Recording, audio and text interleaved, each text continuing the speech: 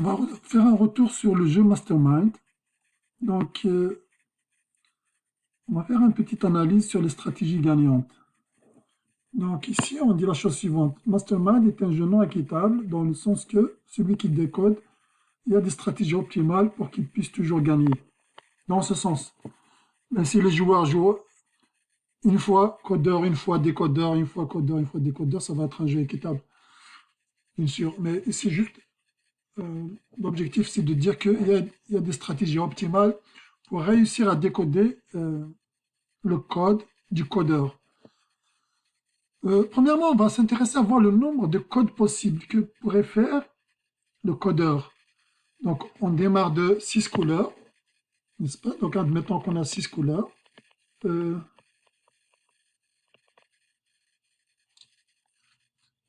Donc, admettons qu'on a 6 couleurs. Pas de cases vides. S'il y a des cases vides, ça veut dire qu'on a 7 couleurs. Admettons on a juste 6 couleurs, avec répétition bien sûr, c'est-à-dire le codeur peut choisir jaune, jaune, jaune, jaune pour les 4. Combien de codes possibles? On a vu la notion d'arrangement. Ici, le codeur choisit 4 parmi 6. Choisit 4 parmi 6. L'ordre est important. Par exemple, bleu, jaune, orange, c'est pas la même chose que orange, jaune, bleu. Et la répétition est permise. Donc, on peut avoir de jaune, de bleu, etc. Ou 3 rouges. Donc, c'est des arrangements avec répétition. Donc, le nombre de possibilités, le nombre de codes possibles. Donc, on trouve 6 puissance 4 égale 1296 possibilités. Vous pouvez réfléchir en termes de choix successifs. Il choisit le premier jeton. Il a 6 choix. Ensuite, il choisit le second. Il a également 6 choix, et ainsi de suite. Après, là, on voit qu'il y a 1296 possibilités. Mais après chaque essai, si on choisit correctement nos essais, en utilisant l'aide du codeur, parce que le codeur il va nous dire est-ce que le jeton il est à la bonne position ou pas,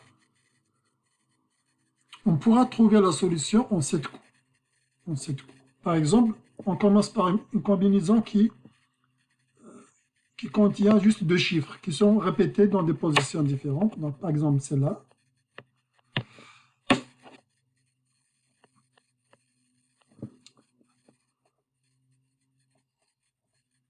Voilà.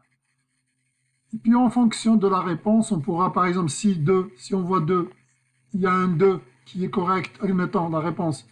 Si on nous dit qu'on n'a rien trouvé, donc on ne va plus jamais refaire le 2 et le 1, c'est fini. Là, on va passer à utiliser d'autres chiffres, par exemple 5 et 6. Donc, il y a une stratégie gagnante qui est compliquée à détailler ici, mais le principe, c'est à peu près ça. Admettons qu'on nous dit 1 des 2, il est correct, mais il n'est pas à la bonne position, mais l'autre n'existe pas et que le 1 n'existe pas. Donc, je change la place pour le 2. Et les autres, je mets d'autres chiffres, etc. Donc, ainsi, d'étape en étape, il y a une stratégie gagnante qui permet de trouver la solution, le code en 7 coups. Alors, je vous suggère d'essayer cette stratégie, de voir qu'est-ce que ça donne. C'est-à-dire on essaye à chaque étape d'exclure le maximum de possibilités. C'est ça qu'on essaye de faire. Vous pouvez regarder sur YouTube des exemples de stratégies comme ça, d'explications. Je vois par exemple, j'ai trouvé une vidéo intéressante, Mastermind Codebreaker, How to Win, Eric Huffington. C'est en anglais, mais il y a sûrement d'autres vidéos en français qui expliquent justement, qui donnent des stratégies gagnantes pour le Mastermind.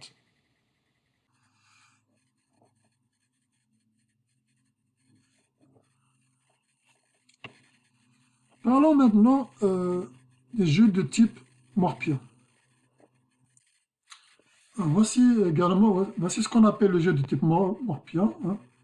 Le plus classique, ce serait donc avec un échiquier qui a 9 cases.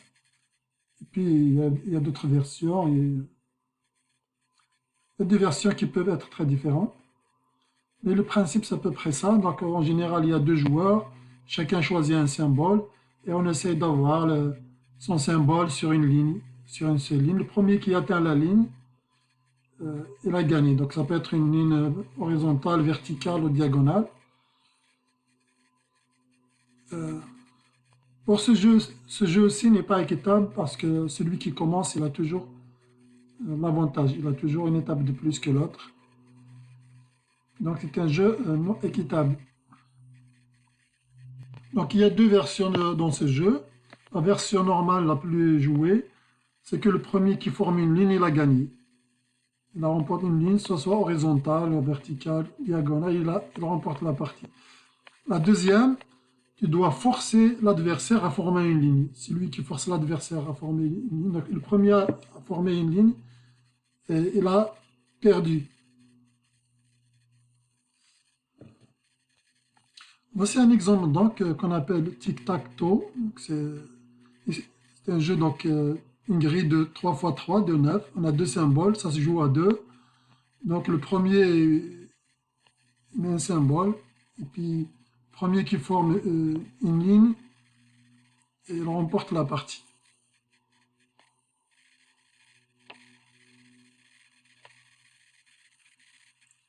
Voilà, donc celui qui commence, elle a toujours l'avantage. Avec une bonne stratégie, il ne va jamais perdre en fait. Au pire, il va faire un match nul. Maintenant, la question, combien de types de cases? Combien de types de cases? C'est pas combien de cases, mais combien de types de cases différentes existent-ils pour placer le premier symbole? Pour placer le premier symbole, il y a clairement trois types de cases. Donc il y a trois types. Ça peut être le centre de la grille. Ça peut être un coin. Donc on a quatre possibilités pour le coin. 1, 2, 3, 4. Ça peut être ni le centre de la grille, ni un coin. Donc c'est le centre d'une bordure comme ça. Et là aussi, on a quatre possibilités. 1, 2, 3, 4. Donc en gros, il y a trois types.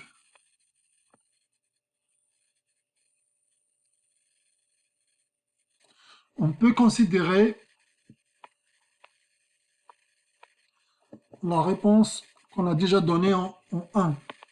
C'est-à-dire, on peut considérer que le premier qui joue, il a juste trois possibilités. On peut considérer ça. Et non pas 9. Donc on va considérer que s'il joue ici ou là, ou là, ou là, c'est la même chose. On peut considérer pour le premier, c'est ça, mais après on ne va pas faire l'analyse détaillée, on va considérer après les parties symétriques qui sont pareilles. On va juste considérer une différence pour le premier joueur. Donc c'est ça l'hypothèse. Sinon, vous allez vous-même savoir comment faire les calculs dans l'autre cas. Okay. Donc on va considérer quand même que le premier joueur a juste trois choix. Il a juste trois choix et non pas 9. Mais après, s'il y a des parties symétriques, on considère qu'elles sont différentes. Okay, donc on va partir sur cette hypothèse pour calculer le nombre de possibilités. Donc le nombre de parties différentes est, on va considérer donc que le premier joueur a juste trois choix.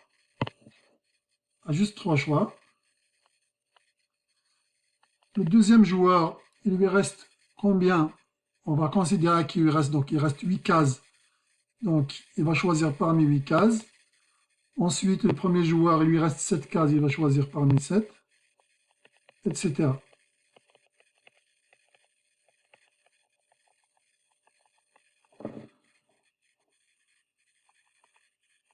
Et le dernier joueur, il ne reste rien, il doit juste poser son jeton dans la case restante. Voilà comme ce qu'on va faire pour simplifier les calculs et on obtient le résultat suivant. Voilà, donc dans ce calcul, on a exclu, on a intégré les parties symétriques, sauf pour le premier joueur. Le premier joueur, on a considéré juste qu'il a 3 cases. Sinon, on va changer 3 par 9 si on veut dire que le premier joueur, il a 9 choix. On va changer 3 par 9. Mais pour faire le vrai calcul de nombres vraiment différents, de parties très différentes, ça va être compliqué parce que c'est lent. Parce que par exemple, si le premier joueur décide de jouer au centre, le deuxième joueur, il lui reste juste deux choix. Soit dans un coin, soit au milieu d'une ligne, au milieu d'une bordure. Donc il n'a pas 8 choix le deuxième joueur, dans le cas où le premier il a mis au centre. Si le premier a mis dans un coin, là le deuxième joueur, il va avoir combien de choix? Il peut le mettre dans un coin à côté, celui-là ou celui-là, dans un coin opposé. Il peut le mettre dans un centre de bordure adjacent, dans un centre de bordure éloigné. Il peut la mettre dans le centre. Donc on voit qu'il va avoir 5 possibilités dans ce cas-là, etc. Donc on peut faire une analyse plus poussée, etc. pour trouver le nombre de possibilités, mais ça va être très long et complexe. Pour simplifier, on a considéré que le premier joueur il a juste 3 choix. C'est le type de case. Il décide de mettre dans un coin, au centre d'une bordure, au milieu d'une bordure. Et qu'à partir de là, même s'il y a une symétrie pour le deuxième joueur, par exemple, de mettre ici ou là, là on considère que c'est différent, alors que si le premier joueur met au centre, ces cases-là sont pareilles et les coins aussi sont pareils. Voilà pour le calcul avec l'hypothèse que j'ai ajoutée ici.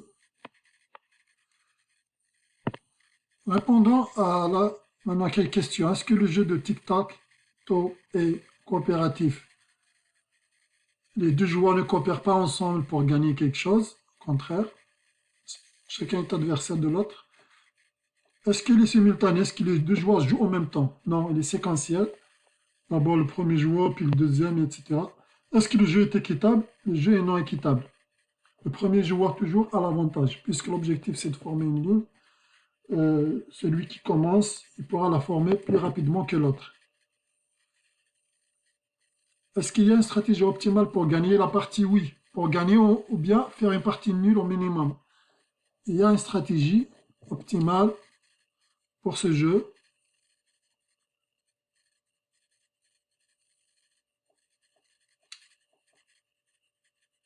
Voilà donc les cases optimales pour le jeu.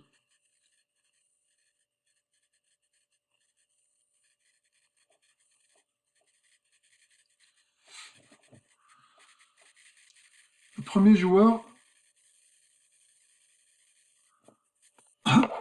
on va montrer une stratégie gagnante pour le premier joueur. Et il y a deux stratégies gagnantes. Au pire, ils vont faire une partie nulle. Donc la première stratégie consiste à commencer à jouer dans le coin. Si le deuxième joueur ne prend pas le centre, on peut garantir la victoire. Il suffit donc, s'il met dans un coin, eh ben on met dans le corner opposé. Il est obligé de mettre au centre, sinon il a perdu. Et là, on met dans le troisième coin. Et là, on a deux lignes presque formées. Il ne peut pas les couvrir toutes les deux. On a gagné. Voilà. Pareil, si donc je mets toujours dans un coin. Voilà. Maintenant, s'il met il met pas dans un coin, il prend pas le centre aussi. Là aussi, on peut garantir une victoire. Si le deuxième joueur prend le centre, alors il peut réussir à avoir une partie nulle. Quelle que soit la stratégie du premier joueur, si le deuxième joueur joue très bien, il va réussir à avoir un nul. Si le premier joueur prend le centre, là également, le premier joueur peut réussir à gagner ou au pire faire nul. S'il joue très bien le premier joueur, il ne va jamais perdre en jouant comme ça. Donc il va soit gagner, soit faire nul.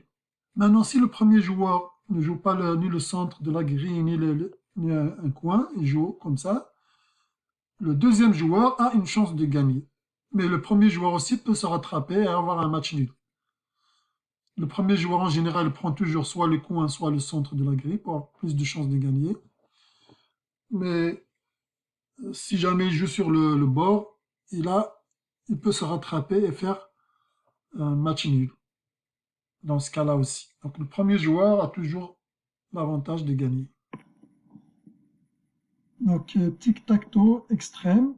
Dans ce jeu, on a ajouté des combinaisons gagnantes, pas juste une ligne horizontale ou verticale ou une diagonale, mais on a ajouté 4 combinaisons gagnantes. C'est comme si on pliait, en fait, c'est comme si je prends cette ligne, en fait, je la place ici, je vois que j'ai formé en quelque sorte une ligne. Voilà. Donc on peut relier les bords, le bord gauche de la droite, le bord en haut, le bord en bas, on peut les relier. Dans ce jeu, donc en fait, on a ajouté 4 combinaisons gagnantes. On n'est pas obligé d'avoir une ligne pour gagner. Donc l'effet de cette version, l'effet qui a consisté à ajouter comme ça 4 combinaisons différentes, c'est-à-dire à relier les bords en haut, du bord en bas et le bord de gauche du bord droit, l'effet que ça fait, c'est d'ajouter 8 grilles en fait. C'est comme si on a ajouté 8 grilles, 1, 2, 3, 4, 5, 6, 7, 8.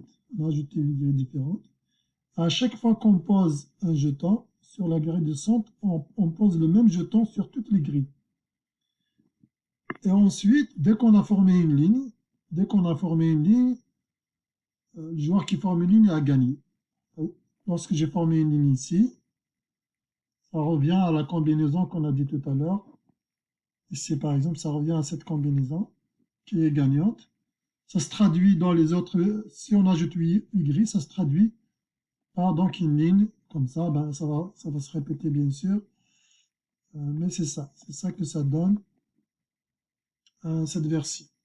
Donc dès qu'on a formé une ligne, on a le joueur a gagné sur donc une ligne, mais on va avoir plusieurs à vrai dire, une ligne sur les 9 grilles. C'est ça la traduction du fait qu'on a ajouté 4 combinaisons. C'est comme si on travaille sur 9 grilles au lieu d'une seule grille 3 x 3.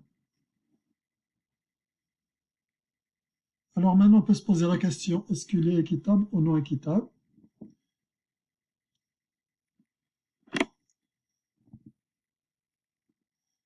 Est-ce que le jeu de tic-tac-toe est équitable? Non, il ne va pas être équitable. Le premier joueur toujours a l'avantage, c'est lui qui commence, il a envie de former les lignes. Il y a encore plus de possibilités pour gagner, puisqu'il y a encore plus de combinaisons gagnantes. Il sera le premier à poser les 3 jetons. Il posera le premier les 3 jetons avant le second. Il a plus de chances de remporter la partie. Est-il une stratégie optimale pour gagner la partie ou au moins faire nul? On va juste mettre oui, on va pas entrer dans les détails. C'est quoi cette stratégie? Mais il y a des stratégies optimales pour le premier joueur qui lui permettent de gagner, d'avoir l'avantage en tous les cas sur le second joueur. Et il y a aussi plusieurs versions différentes de ce jeu. Parfois les 9 grilles, donc on ne les joue pas en même temps. Ici, il y a beaucoup de versions donc, qui peuvent être différentes des unes des autres, avec des règles différentes, etc. Parfois on a juste 9 grilles et puis on passe d'une grille à une autre, etc. Donc dans l'exemple ici, vraiment à chaque fois qu'on joue dans la grille centrale, on doit reproduire le même jeu dans les 8 autres grilles. Mais il y a des versions où ça ne se passe pas comme ça.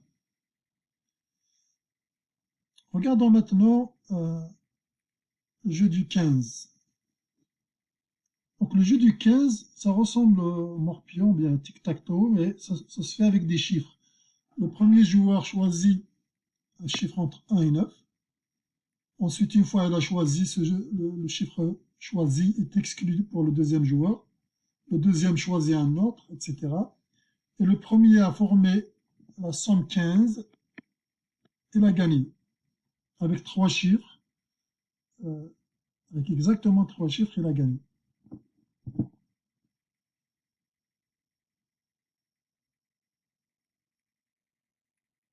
En quoi ce jeu est-il une variante du tic-tac-toe classique? En quoi c'est une variante? Regardons ce qu'on appelle un carré magique. Vous avez un carré, le carré suivant, 8, 1, 6. Vous voyez, dans ce carré, vous sommez n'importe quelle ligne, vous obtenez 15. N'importe quelle colonne, c'est 15. N'importe quelle colonne, c'est 15. N'importe quelle diagonale, vous obtenez 15. Ça s'appelle un carré magique. C'est un carré magique 3 fois 3. En gros, dans cette version numérique du texte, dans le jeu du 15, quand le premier joueur choisit un chiffre entre 1 et 9, en fait, qu'est-ce qu'il a fait? Il a juste choisi un chiffre dans une de ces cases. En gros, il vient juste de choisir une case. Le premier joueur, a juste choisi une case en choisissant un chiffre entre 1 et 9. Voilà. Ensuite, le deuxième joueur, on a dit, choisit un autre chiffre entre 1 et 9. Mais là, le premier chiffre choisi par le premier joueur est exclu par lui. Ça veut dire que le deuxième joueur va juste choisir une autre case. C'est ce que ça veut dire. Et ensuite, on a dit, le premier joueur qui va former 15 avec 3 chiffres, avec les 3 chiffres qu'il a choisis, il a gagné. Pour former 15, il faut absolument avoir il faut avoir une ligne. Ça peut être une ligne horizontale, une ligne verticale ou une diagonale. Ce sont les lignes qui donnent 15 et l'unique ligne qui donne 15. Donc c'est vraiment la même chose. Le morpion, bien le tic-tac-toe 3 x 3 et le jeu du 15, c'est pareil. C'est juste une version chiffrée du jeu. Voilà donc. En quoi ce jeu est-il une variante du tic-tac-toe classique? Bien, on vient de le dire. C'est la même chose. Choisir un chiffre revient à choisir une case. Est-ce que le jeu est équitable? Non. On a dit c'est exactement pareil que le tic-tac-toe. Est-il une stratégie optimale? Oui, bien sûr. On a vu des stratégies optimales. Vous pouvez les déduire vous pouvez les déduire de la stratégie optimale du tic-tac-toe. Par exemple, si vous choisissez, admettons, donc on va dire vous choisissez entre 4, 8, 6 et 2, c'est-à-dire vous avez choisi un coin. Là, vous avez une stratégie optimale. Si par exemple vous décidez de 4, s'il ne prend pas 5, si vous prenez 4 et que votre adversaire, le deuxième joueur, ne prend pas 5, il ne prend pas le centre, vous avez une stratégie pour gagner. S'il prend le centre, il peut réussir à avoir nul s'il ne fait pas d'erreur. Pareil, si vous prenez le centre aussi, vous avez une stratégie qui peut vous amener au minimum un nul. Donc le premier joueur a toujours l'avantage. C'est la même chose, on a dit c'est la même chose que le tic-tac-toe. Voilà donc pour le jeu du 15. C'est la même chose, c'est le tic-tac-toe sans gris. Sans gris et avec des additions en faisant des additions.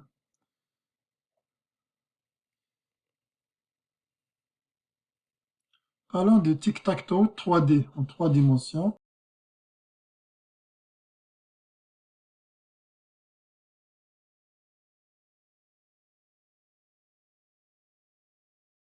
Voilà, comme vous voyez, il faut d'abord commencer en bas avant de pouvoir éventuellement poser, aller plus haut. Et chaque fois qu'on a une ligne, qu'elle soit verticale, horizontale ou diagonale, peu importe, le premier joueur qui fait ça, qui obtient une ligne, il a gagné.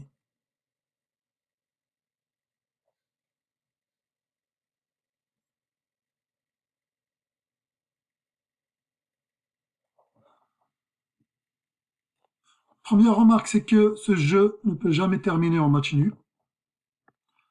Deuxième, c'est que le premier gagne facilement s'il prend le centre de la grille. Donc le premier joueur gagne facilement la partie. Voilà, donc en fait, le premier gagne facilement, sauf si on ajoute une règle qui va l'empêcher de prendre le centre de la grille en premier. Dans ce cas-là, si on ajoute la règle qui l'empêche de prendre le centre, c'est le deuxième joueur qui peut gagner facilement. Voilà ce qu'on peut dire. On ne va pas détailler la stratégie gagnante. Vous pouvez essayer de le jouer sur Internet, etc. Le jeu de Hex. Donc, dans ce jeu, vous voyez, donc ça se joue à deux. Chaque joueur a une couleur. On voit que le bord de l'échiquier, il a deux couleurs. Puis les deux autres bords ont aussi la même couleur. Et donc chaque joueur il va essayer de relier ses bords. Par exemple, celui qui prend la couleur bleue, il va essayer de relier, de partir de son bord vers l'autre bord en faisant une ligne. En faisant une ligne, comme ici par exemple. Et le premier qui va atteindre l'autre bord, il a gagné. Donc la ligne n'est pas obligée d'être une ligne droite, il suffit juste d'avoir une ligne pleine qui va joindre les deux bords d'une grille. Et le premier qui réussit à faire cette ligne, il a gagné.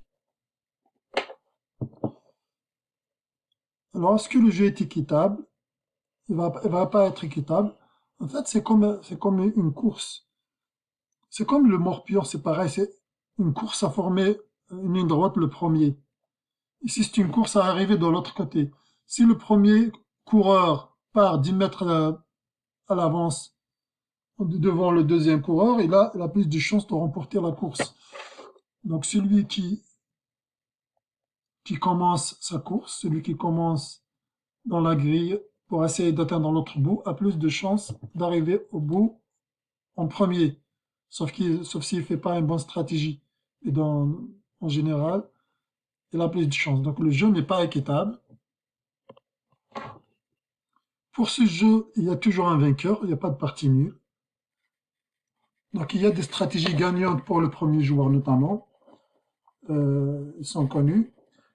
Parfois, on peut contrecarrer l'avantage du premier joueur en faisant un échiquier de dimensions différentes. Par exemple, la longueur différente de la largeur, de sorte que le premier joueur ait plus de distance à parcourir pour atteindre le bout. Mais dans ce cas-là, il est montré que celui qui a la plus petite distance, c'est-à-dire si la largeur de l'échiquier est plus petite, ben celui qui traverse en largeur a toujours l'avantage pour gagner. Celui qui parcourt la plus petite distance va gagner, même s'il commence, même si c'est lui le deuxième joueur. Donc il y a une variante de ce jeu dans laquelle le second joueur, on a vu que le premier a toujours l'avantage, il peut toujours gagner. Dans cette version, le deuxième joueur peut décider de prendre la couleur du premier joueur. Dès que le premier joueur il joue, si le deuxième joueur voit que le premier a fait un bon coup, ben il prend sa couleur et le premier joueur devient le deuxième. Il choisit l'autre couleur et il va rejouer de nouveau. En quelque sorte, on va contraindre le premier joueur à ne pas faire un très bon coup dès le premier. Si le premier joueur fait un très bon coup, eh ben, le deuxième joueur il devient lui-même le premier joueur. Donc, c'est lui qui aura l'avantage pour gagner. En fait, est-ce que ce jeu est équitable? Non, même ce jeu n'est pas équitable.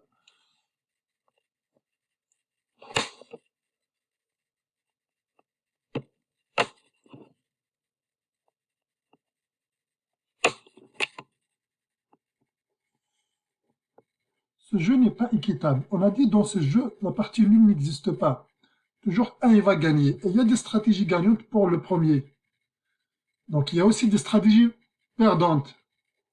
Donc, le deuxième joueur, s'il est très conscient, s'il connaît toutes les stratégies possibles, s'il voit que le premier a débuté par une position qui lui permet d'aboutir vers une stratégie gagnante, qui fait dans une stratégie gagnante commence justement par cette position. Et bien, il la prend, il devient lui-même le premier, il gagne. S'il voit que le premier joueur a débuté par une stratégie perdante, et bien, il ne prend pas son choix de couleur, il continue, il reste deuxième, et c'est lui qui gagne. Et le premier joueur ne peut pas commencer par une stratégie qui va donner une partie nulle, puisque ça n'existe pas dans ce jeu. Il n'y a pas de partie nulle. En gros, c'est le deuxième toujours qui a l'avantage, à condition qu'il soit connaisseur du jeu. Il peut toujours gagner. Si le premier fait un bon choix, un bon coup dès le début, le deuxième joueur prend sa couleur. S'il fait un très mauvais coup, eh ben, il ne prend pas sa couleur. S'il fait un coup 50-50, eh ben, un coup 50-50 n'existe pas dans ce jeu.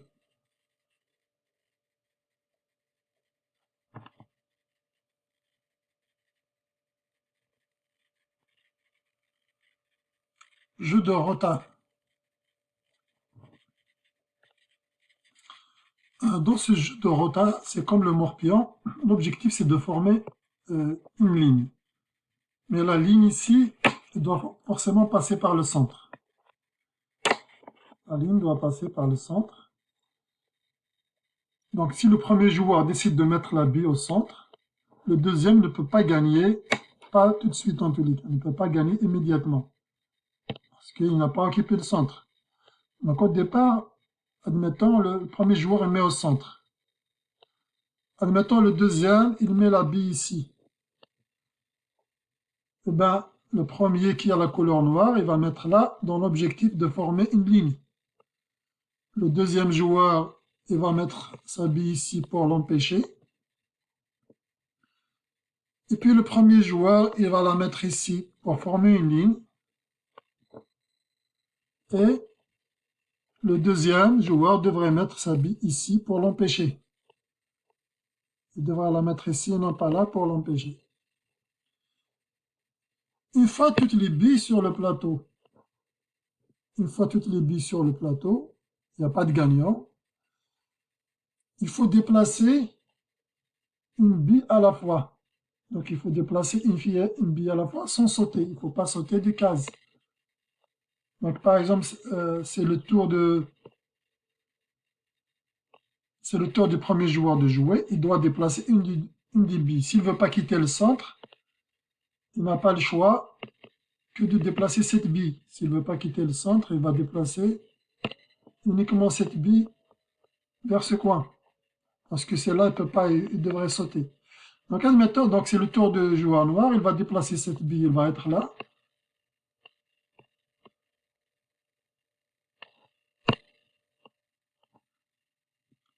Ben, le rouge, il est obligé de ramener sa bille à côté pour forcer le noir à quitter le centre. Là, c'est le tour du noir, il est obligé de quitter le centre. Il va choisir donc une des cases possibles. C'est à lui de voir. Par exemple, c'est là.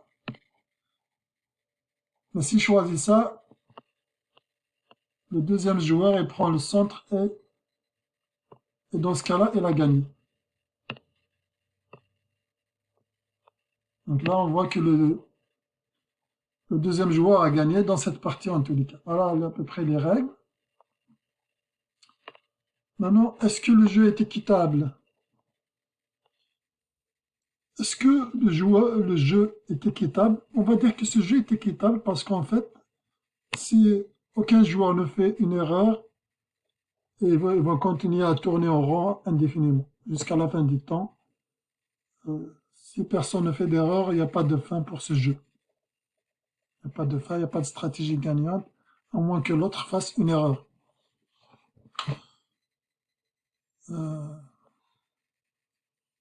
Voilà. Et il y a bien sûr des versions, il y a des versions de ces jeux par exemple où on peut aligner,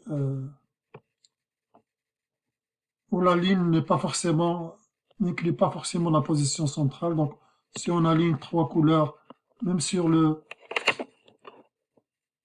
périphérie du cercle, il y a des versions du jeu, si tu alignes ici trois couleurs, trois bouts de même couleur, le premier qui aligne trois de ces billes, comme ça aussi, il a gagné. Donc il y a plusieurs versions qu'on peut imaginer. Et voilà.